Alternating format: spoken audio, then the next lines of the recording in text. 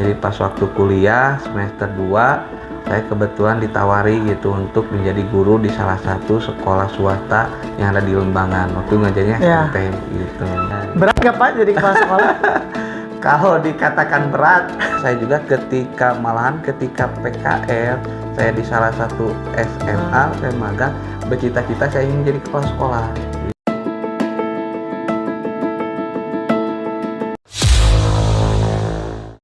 Assalamualaikum, halo sobat Master Pendidikan.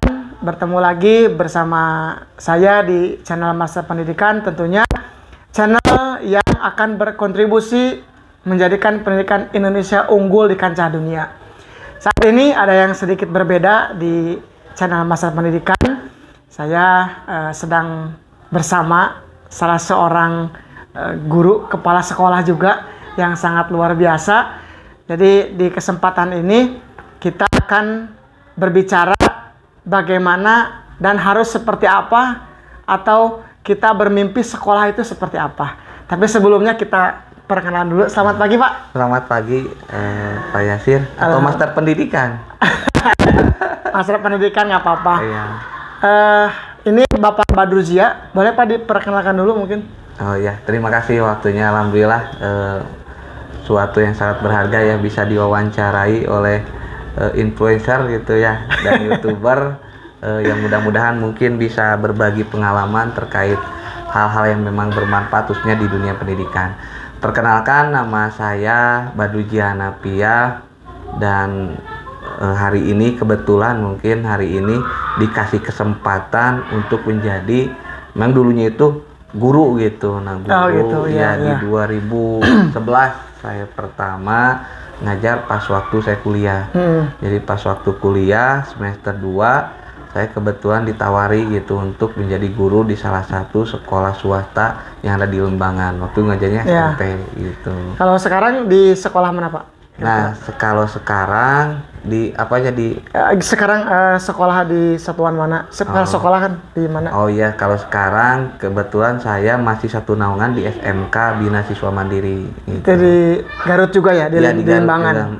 Itu di Garut juga. Menjadi 2011 saya di SMP, yaitu SMP Alpata, lalu pernah di SMA juga, lalu 2014 saya pernah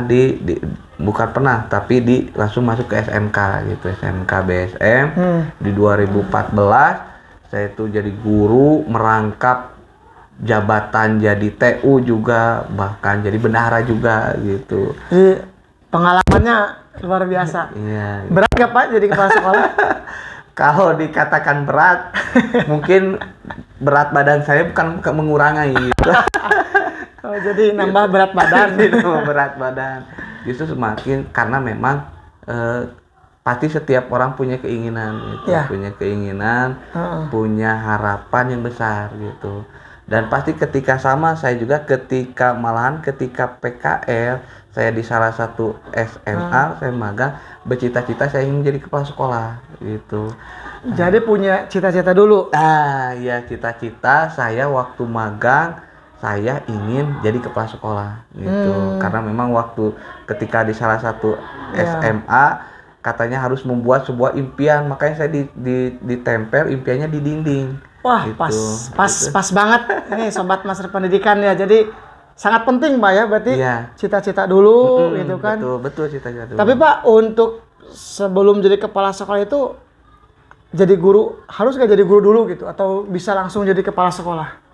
Nah, tergantung itu. Tetapi kalau misalnya kita ingin menjadi seorang bermakna, harus ikuti proses gitu. Jadi kalau misalnya kita ingin instan gitu, ya mungkin bisa jadi nggak lewat guru juga, tapi mungkin hasilnya juga tidak akan maksimal. Tapi lebih baik kita ikuti prosesnya gitu. Jadi biar kita kenapa kita harus jadi kepala sekolah, karena ada keresahan dari awalnya.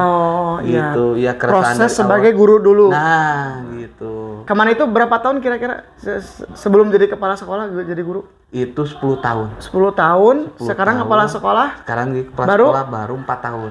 Baru 4 tahun. Prosesnya lumayan sobat master pendidikan ya, jadi guru dulu. Pak, tentu kan kalau dalam berproses di sekolah itu ya kan ada satu program mungkin ya, ada satu apa namanya pelaksanaan apa gitu ya, kurikulum dan sebagainya. Nah, yang sudah Bapak lakukan ini kira-kira sudah maksimal atau belum? Itu dulu aja.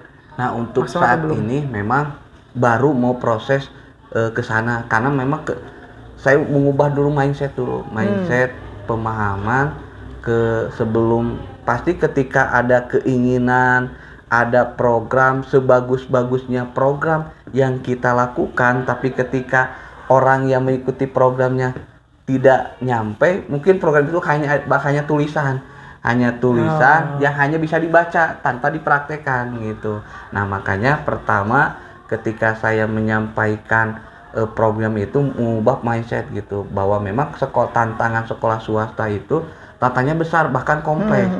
Bukan hanya kita meningkatkan dari kualitas, bukan hanya kita dari meningkatkan sarana, tapi dengan menambah jumlah siswa baru gitu. Nah, itu kompleks gitu. Di satu sisi kita ingin sarana baik, fasilitas baik, kualitas baik, tapi ini dulu siswa memang yang paling penting kan di sekolah itu siswa banyak misalnya akan menunjang keseluruhan. Nah, jadi walaupun kita siswanya kecil, tapi bagaimana kita mengubah mindset gitu. Ketika kita mengubah mindset kepada guru-guru, mengubah keyakinan bahwa sekolah ini akan maju dengan keyakinan yang dimiliki, nah maka akan semuanya akan terwujud. Tapi kalau misalnya kita udah dari awal pesimis, udah sekolah swasta, udah kecil, serba kekurangan gitu, terus apalagi kitanya pesimis, ya udah jangan harap sekolah ini bisa maju gitu. Makanya pertama yang itu mindset dulu ke gurunya mungkin gitu yang dibawa gurunya gitu. Kemudian ya pokoknya jangan di sekolah itu Pak ya. Nah Pak, tadi disebutkan ada sekolah swasta ya, mungkin sobat master pendidikan ini juga perlu tahu perbedaan sekolah swasta dan sekolah negeri. Nah, terkadang dalam tanda kutip pas sekolah swasta itu dianggap kecil. Itu sebetulnya gimana sih Pak? Nah, sebenarnya kalau misalnya kita berpikir kita mah pasti kalah lah dengan sekolah negeri. Nah, justru di sana gitu. Kalau misalnya kita belum apa-apa juga udah pesimis, ya udah kita berarti kena mental sendiri gitu. Ibaratkan kita main bola, kalau kita langsung main bola gak gak ada pemanasan dulu, akan kram hamstring gitu. Nah, sama halnya dengan sekolah di swasta. Sebenarnya kalau misalnya kita punya keyakinan, punya bahwa swasta juga bisa maju gitu. Jadi jangan, kalau misalnya kita berpikir bahwa, makanya tadi di awal saya akan mengubah mindset mengubah mindset bahwa semua sekolah itu sama. Tidak ada SMK negeri, semua SMK swasta. Tidak ada, cuman memang bedanya mungkin dari segi tunjangan gitu, dari segi nominal. Tapi jangan sampai itu jadikan alasan. Nah, makanya dari awal saya sering menyampaikan, merubah pola pikir pandangan bahwa kalau misalnya kita ingin maju sekolah harus ada yakin dulu. Gitu. Kalau di awal kita udah mental kita dulu udah pesimis duluan kecil, udah pesimis duluan, ya sudah, jangan harap sekolah akan maju. Tapi dua-duanya negeri swasta kan di bawah pemerintah juga kan? Provinsi di bawah provinsi kan kalau SMK gitu. Gitu. Nah Pak, selanjutnya gitu ya. Kan ini lagi berproses kan, itu lagi berproses membuat program, tulisan, kemudian juga tadi mengubah mindset ya kan. Nah, kita apa ya, kalau di master pendidikan itu anaknya mimpi Pak. Nah, kalau mimpi itu kan gimana kita ya kan? Tentu sebagai kepala sekolah, ini sobat master pendidikan ya, ini versi dari Bapak Kepala mungkin, sekolah impian itu sebetulnya mungkin nggak Pak kita punya sekolah impian sebelum nanti Bapak memimpikan apa gitu? Makanya itu dari awal keresahan gitu. Saya ketika jadi guru ada keresahan, makanya cita-cita saya ingin jadi guru, jadi kepala sekolah gitu. Karena memang dari awalnya dari awalnya impian, cita-cita. Lalu saya berproses gitu jadi kepala sekolah. Nah, memang impian yang saya hari ini yang saya masih ingat, bagaimana sekolah ini membuat sebuah sistem. Jadi saya suka melihat siapapun orangnya, kalau ke masjid kan kita nggak disuruh apapun ketika mau ke masjid pasti sendal, sepatu, alas kaki pasti dibuka, dilepas tanpa ada tulisan pun kita otomatis. Nah, gitu. Iya. Itu pertama. Jadi ingin membuat sebuah sistem yang tanpa ada tulisan alas kaki harap dibuka, tapi sudah otomatis gitu. Alas kaki sudah dibuka gitu. Nah, itu pertama, memang itu tidak mudah. Nah, itu makanya saya ketika dikasih hari ini kesempatan gitu, makanya membuat sistem seperti itu. Dan otomatis Pak, yang lebih tinggi lagi ketika sistem supaya sistem itu supaya berjalan, makanya saya membuat sebuah program unggulan, membuat sebuah kebiasaan yang nantinya memang tidak mudah karena diawali tadi mindset, karena suatu hal yang baru itu memang perlu perjuangan dan perlu pengorbanan. Makanya ketika di sini saya membuat sebuah peraturan, terus impian saya otomatis bahwa anak-anak di sini itu harus nyaman sekolah. Karena takutnya apalagi SMK, takutnya pendidikan SMK itu pendidikan yang terakhir. Kan kalau misalnya yang anak masuk ke perguruan tinggi bisa menikmati masa-masa kegiatan eskul. Bagi mereka yang melanjutkan ke dunia pekerjaan mungkin ini hari terakhir, sekolah terakhir mungkin biasanya karena SMK itu mungkin langsung bekerja mindsetnya gitu kan. Iya, makanya saya ingin membuat sekolah nyaman, apalagi harus memberikan pelayanan terbaik gitu. Iya, pelayanan terbaik ditambah fasilitas, ingin mengembangkan bakat, apalagi kalau kita mendengar sebuah ucapan Albert Einstein bahwa setiap anak itu adalah jenius. Gitu. Nah, makanya ditambah oleh Ki Hajar Dewantara bahwa ketika padi ya tumbuh padi gitu. Iya nanti. Nah, makanya saya ingin fasilitasi bakat-bakat anak. Sebenarnya anak itu pasti mempunyai kemampuan yang berbeda. Nah, makanya sekolah ingin fasilitas semua bakat yang dimiliki. Kayaknya di sini di sekolah kami banyak eskulnya gitu. Walaupun sekolah SMK saya tapi ingin mengembangkan eskul. Ada salah satu menarik kemarin juga, anak yang di SMP-nya pendiam, tapi ketika dia terus digodok mengikuti eskul dia jadi pemberani akhirnya gitu. Itu sudah ada siswa gitu. Seperti itu Pak. Nah, gitu seperti itu. Ditambah apalagi fasilitas, efeknya, ujungnya nanti dampaknya akan seperti apa. Otomatis harapan saya anak-anak yang nanti setelah lulus ini harus bisa bermanfaat untuk lingkungan sekitar. Saya ingin berharapan apalagi di SMK sebelum lulus anak mendapatkan ijazah, ingin 99% saya anak itu bisa tersalurkan ke dunia industri maupun ke dunia kerja gitu ini ya. Ini Pak, kalau kita berandai-andai ya, kita mimpi aja. Nah, seandainya Bapak nih diberikan kebebasan fasilitas itu ya. Kita tidak berbicara hari ini Bapak ada misalkan di swasta atau negeri gitu ya.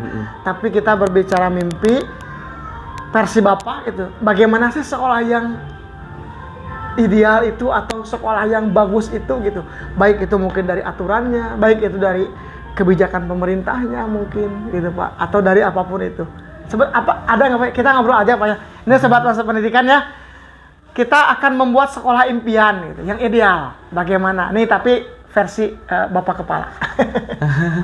Kalau sebenarnya hari ini juga udah baik sebenarnya kurikulum, tinggal kita menjabarkan menginterpretasikannya. Nah, saya sekolah impian yang saya harapkan itu sekolah yang memang mengikuti. Jadi ketika pas masuk sekolah teh anak-anak teh udah rapi, pakaian rapi, udah nyaman. Ketika bertemu guru kangen masa-masa seperti dulu ketika ada guru sumur daun gitu. Tapi kan itu hasil proses dari pendidikan kan Pak. Dia kan misalkan nih kita kan belum tahu apa-apa nih siswa. Nah, jadi rapi jadi itu kan hasil dari proses di sekolah. Nah, jadi makanya saya ingin sekolah ini setelah lulusan dari SMK ini saya cita-cita anak harus mempunyai adab yang baik gitu. Jadi akhlak yang baik itu prioritas gitu, prioritas utama. Makanya ketika saya dikasih fasilitas, ayeuna dikasih kesempatan untuk misalnya punya kebijakan gitu, kebijakan entah itu mungkin saya kan mimpi ya. Iya, mimpi. Jadi menteri pendidikan nggak tahu kita walaupun bisa di kepala Aman. sekolah. Apapun aman. Iya jadi ini makanya yang akan jadi prioritas saya di dunia pendidikan 70% akhlak kalau sudah gitu. Akhlaknya. Akhlak gitu. ya. Gitu. Jadi saya akan menggedor kalau ilmu pengetahuan saya malu padahal kita teh orang Islam, kita teh mayoritas Islam, tapi sayang gitu hal yang kecil saja buang sampah beda dari negara luar. Padahal negara luar mah ada di daerah salah satu negara gitu, tapi bukan Muslim, tapi aturan sampah sangat ketat sekali. Kok di Indonesia padahal semuanya hampir mayoritas Muslim, padahal semua ada di dalam Al-Quran, tapi kok sayang nggak digunakan gitu. Jadi harapan saya kalau saya mungkin dikasih wewenang, saya akan menjalankan hal-hal yang baik seperti dari akhlak, terus dari kejujuran, dari tanggung jawab gitu Jadi biar ketika ada yang jatuh pulpen udah jatuh aja di sana gitu, nggak ketika jatuh dalam ketika 1 menit udah tidak ada. Nah gitu mungkin masih ada saat ini seperti itu Pak ya. Ada mungkin beberapa, insya Allah tidak ada di sini Mas. Pak, ini impian Sobat Masa Pendidikan ya, di waktu yang singkat ini, di waktu yang padat dari Bapak Kepala tadi sudah dijabarkan Pak. Terima kasih atas waktunya, ngobrolnya kurang lebih sekitar 16 menit Pak ya. Terima kasih. Nah nanti kita buat lagi sekolah impian mungkin dari versi Sobat Master Pendidikan yang lain. Terima kasih Pak waktunya. Ya sama-sama. Ya, semoga terwujud sekolah impian. Amin. Apapun yang kita bicarakan tentunya untuk menjadikan pendidikan Indonesia unggul di kancah dunia.